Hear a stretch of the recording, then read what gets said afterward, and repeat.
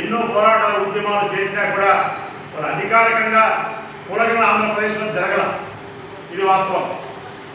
కానీ BC dedicate commission retired IAS Amit Shah గారి ఆధ్వర్యంలో రాష్ట్ర వ్యాప్తంగా అన్ని జిల్లాలు కూడా పర్యటించి బీసీల యొక్క సామాజిక పరిస్థితులను అధ్యయనం చేసిన తర్వాత రాష్ట్ర ప్రభుత్వానికి నివేదిక సమర్పిస్తామని మొదలుపెట్టినటువంటి ఆ కమిషన్ ఇటీవలనే ప్రభుత్వానికి నివేదిక ఇచ్చింది. రేపు మాపు అసెంబ్లీలో కూడా ఆ విషయం అసెంబ్లీలో చర్చ జరగబోతున్నది. అయితే మేము ప్రధానంగా కోరుకునేది ఏంటంటే జనాభా దామాష ప్రకారం బీసీలకు రిజర్వేషన్లు ఇవ్వాలి. మీ నివేదిక ప్రకారమే 50% పైగా బీసీలు ఉన్నారు. 50% పైగా బీసీలు ఉన్నటువంటి బీసీ వర్గాలకు రిజర్వేషన్ శాతం గత ప్రభుత్వంలో 24% దక్కినది. అప్పుడు ప్రతిపక్ష నేత ఇప్పుడున్నటువంటి ప్రభుత్వం అధికారంలోకి వచ్చిన తర్వాత సుప్రీంకోర్టుకు కూడా వెళ్ళి బీసీలకు 50% రిజర్వేషన్లు ఇవ్వాల్సి ఉంది స్థానిక సంస్థలని ఆనాడు చెప్పడం జరిగింది. కానీ మేనిఫెస్టోలో కూటమి ప్రభుత్వం మేనిఫెస్టోలో 34% మేము స్థానిక సంస్థల రిజర్వేషన్లు ఇస్తామని ఒక అజెండా పెట్టడం జరిగింది. అయితే మేమేం చెప్తున్నామంటే తెలుగుదేశం పార్టీ వ్యవస్థాపక అధ్యక్షులు మాజీ ముఖ్యమంత్రి స్వర్గీయ రామారావు గారు తెలుగుదేశం పార్టీని స్థాపించినప్పుడు బీసీలకు 44% రిజర్వేషన్ ఇస్తామని ఆ రోజు ప్రకటించడం జరిగింది. వ్యవస్థాపక అధ్యక్షులు ప్రకటించినటువంటి 44% రిజర్వేషన్ను ఆంధ్రప్రదేశ్లో కూటమి ప్రభుత్వం అమల్లోకి తేవాలని, ఆ విధంగా చట్టసభలను చేయాలని 44% ప్రపోజించినటువంటి నందమూరి తారక రామారావు గారి సూచన మేరకు 44% స్థానిక సంస్థల రిజర్వేషన్లు ఏర్పాటు చేయాలని ఈ సందర్భంగా జాతీయ బీసీ చైతన్య సమితి ఆధ్వర్యంలో డిమాండ్ చేస్తున్నాం. అదేవిధంగా ఒక ముఖ్యమైన అంశం, చాలా సున్నితమైన అంశం, ఈ అంశాన్ని రాష్ట్ర ప్రభుత్వం ఇప్పటికీ కూడా పరిగణనలోకి తీసుకోలేదు.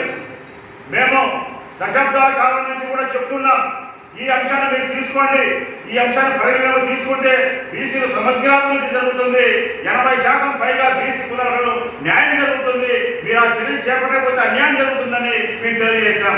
ఆ చర్య స్థానిక సంస్థల్లో బీసీ రిజర్వేషన్ ఏబిసిడి వర్గీకరణ జరిగినప్పుడే స్థానిక సంస్థల్లో బీసీలకు అన్ని కులాల వారికి, ఏలో ఉన్న వారికి, బిలో ఉన్న వారికి, సిలో ఉన్న వారికి, డిలో ఉన్న వారికి, ఈలో ఉన్న వారికి కూడా న్యాయం జరగాలంటే ఏబిసిడి వర్గీకరణ ఏకైక మార్గంగా అన్ని సర్వేలు అందరూ విశ్లేషకులు కూడా చెప్పారు. ఆ విషయంలో మాత్రం ఎక్కడే కానీ ప్రభుత్వం ఒక అడుగు ముందుకు వేయడం లేదు. ఏబిసిడిని వర్గీకరణ చేస్తేనే స్థానిక సంస్థల రిజర్వేషన్ చేయాలని కూడా ఈ సందర్భంగా మేము తెలియజేస్తున్నాం. అందువలన చట్టసభల్లో మాట్లాడే విధంగా చట్టసభను చేసి మీరు 44% రిజర్వేషన్ అమలు చేయాలి, ఏబిసిడి వర్గీకరణ చేయాలని తెలియజేస్తున్నాం. మరో మాట అంటున్నారు, కోర్టు పరిధిలో 50% మించి వెళ్ళగొడుతున్నారు. మరి 54% వెళ్ళకుండా ఉంటే ఆనాడు 10% ఉన్నటువంటి ఈడబ్ల్యూఎస్ ఆధిపత్య కులాల వారికి ఈడబ్ల్యూఎస్ రిజర్వేషన్ 10% ఒక చర్చ లేకుండా ఒక ఏకైక కేవలం 24 గంటల్లో ఈడబ్ల్యూఎస్ రిజర్వేషన్ ఈ దేశంలో అమలు జరిగింది. అన్నిటిలో కూడా విద్యలో కానీ, ఉద్యోగాల్లో కానీ, రాజకీయంగా కానీ, సామాజిక వర్గాల్లో అన్ని వర్గాలలో అన్నిటిలో కూడా మెజార్టీగా ఉన్నటువంటి వాళ్ళకు ఈడబ్ల్యూఎస్ రిజర్వేషన్ అమలు జరిగితే ఎమ్మెల్యే లేదు, రాజకీయంగా ముందడుగు లేదు, స్థానిక సంస్థల్లో కానీ మిగతా అంశాలు కానీ ఎంతో ఎదుగుబాటు గురైనటువంటి బీసీలకు ఎందుకు జనాభా దామాష ప్రకారం రిజర్వేషన్ కల్పించడం లేదని ఈ సందర్భంగా మేము చెప్తున్నాం. మరో ముఖ్య విషయం, ఈ గవర్నర్ కోటాలో కూడా నిన్న ఈరోజు వార్తల్లో వచ్చిన అంశాలను బట్టి కొన్ని 2 పదవులను కేటాయించడం జరిగింది, ఒక ఎస్సీకి, ఒకటి బీసీలకు. అది ఒక శుభ పరిణామంగా ఇంతవరకు చట్టసభలో అడుగుపెట్టని వర్గాలకు ఇవ్వడం కూడా ఒక శుభ పరిణామం. అదేవిధంగా రేపు మార్చిలో 26 ఎమ్మెల్సీలు ఖాళీ కాబోతున్నాయి. 26 ఎమ్మెల్సీలు ఇంతవరకు చట్టసభల్లో లేనటువంటి రజక కానీ, నాయి బ్రాహ్మణ కానీ, కమ్మర కానీ, కుమ్మరి కానీ, దూదేకలు కానీ ఇటువంటి వర్గాలకు రాబోయే ఎమ్మెల్సీ స్థానాలలో కేటాయించాలని కూడా తెలియజేస్తున్నాం.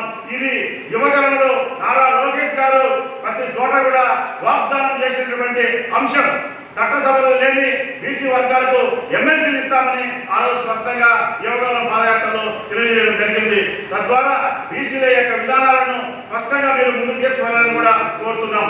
అదేవిధంగా చట్టసభలో బీసీల రిజర్వేషన్లు తెలుగుదేశం పార్టీ ఇప్పటికీ సుమారు 4 సార్లు కేంద్రానికి లెటర్ రాసి చట్టసభల్లో 34% బీసీలకు రిజర్వేషన్ కల్పించాలని చర్చ లెటర్ ఇస్తే పార్లమెంటులో మాత్రం ఒక్కసారి కూడా ఒక ఎంపీ కూడా మాట్లాడిన దాఖలాలు లేవు. ఇదంతా కూడా ప్రజలకు తెలిసిన సత్యం. రాబోయే రోజుల్లో బీసీ దీపాలను సాధించుకుంటాము, బీసీలను చైతన్యవంతం చేస్తామని తెలియజేస్తున్నాం. బీసీ రమణ జాతీయ బీసీ చైతన్య సమితి వ్యవస్థాపక అధ్యక్షుడు. ఎవరైతే అమలుపరచలో ముఖ్యంగా బీసీలకు అధిక సంఖ్యాకులైన ఆ వర్గాలపైన హామీలు నెరవేర్చకపోతే ఆ ప్రభుత్వం తప్పక రేపు 20 ఎన్నికలు ఓడిపోతుంది. అమలు చేసి ప్రజాభిప్రాయం మేరకు ప్రజల ఇష్టం మేరకు పాలన సాగిస్తే మళ్ళీ అధికారంలోకి వస్తారు. అధిక సంఖ్యలో బీసీలను విస్మరిస్తే మళ్ళీ ప్రతిపక్ష పాత్ర పోషించాల్సి వస్తుందని ఈ సందర్భంగా తెలియజేస్తున్నాం. ఇప్పుడు ఏపీ రాష్ట్ర కార్యదర్శి ఆర్సీ మస్తాన్ గారు మాట్లాడతారు. చట్టాన్ని ప్రస్తుతం జరుగుతున్న శాసన సమావేశంలో ప్రవేశపెట్టాలి, ఆమోదం తెలపాలని కోరుకుంటున్నాను. బీసీలకు వచ్చేసి 50% రిజర్వేషన్లు ఖచ్చితంగా అమలు చేసి తీరాలనేసి ఇందు మూలంగా తెలియజేస్తున్నారు. బీసీలు చాలా అడగాలిపోయారు. బీసీల మీద అనేక దాడులు జరుగుతున్నాయి.